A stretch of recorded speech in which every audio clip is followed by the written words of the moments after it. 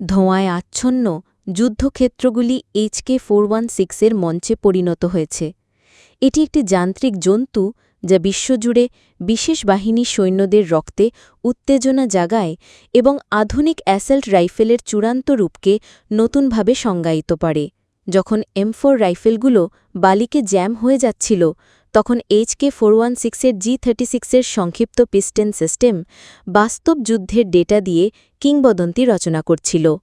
এটি 10,000 রাউন্ড গুলি চালানোর পরও কোনো ত্রুটি ছাড়াই কাজ করতে পারে এবং 26,000 রাউন্ড একাটানা গুলি চালানোর পরেও এর স্থিতিশীলতা বজায় থাকে।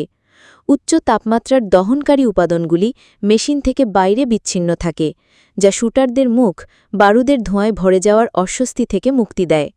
এমনকি কাদা জলে ডুবিয়ে রাখার পরেও এটি তাৎক্ষণিকভাবে ফায়ার করতে সক্ষম। 1 ইঞ্চি ব্যারেল CQB মোডে রূপান্তরিত হয়ে সংকীর্ণ পথে যুদ্ধের ব্যালে পরিবেশন করে, আর 20 ইঞ্চি ব্যারেল স্নাইপার মোডে সুইচ করা যায়, যা 600 মিটার দূর থেকেও শত্রুদের যেন মৃত্যুর হাতে চিহ্নিত করে। HK-416-এর ত্রুটির হার M4-এর মাত্র 10 ভাগের 1 ভাগ। এর রক্ষণাবেক্ষণের সময় 1 ঘণ্টা থেকে কমে 15 মিনিটে চলে আসে, যা সত্যিই যুদ্ধের জন্য সময় বাঁচায়। M4 রাইফেলগুলির তুলনায় HK-416-এর ওজন প্রায় 250 গ্রাম বেশি। এর সামনের দিকের ভারী ডিজাইন দীর্ঘক্ষণ বন্দুক ধরে রাখাকে শারীরিক পরীক্ষার মতো করে তোলে। 2011 সালের নেপচুনস স্পিয়ার অভিযানে সিল টিম 6-এর HK-416D রাতের অন্ধকারে নির্ভুলভাবে ওসামা বিন লাদেনের জীবন কেড়ে নেয়।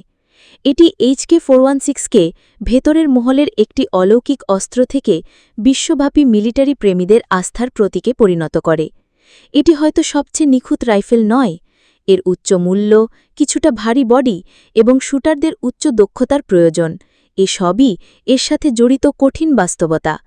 কিন্তু যখন বিশেষ বাহিনী এর সাহায্যে অসম্ভব কাজগুলি সম্পন্ন করে, তখন সমস্ত বিতর্ক ধোঁয়ার মতো উড়ে যায়।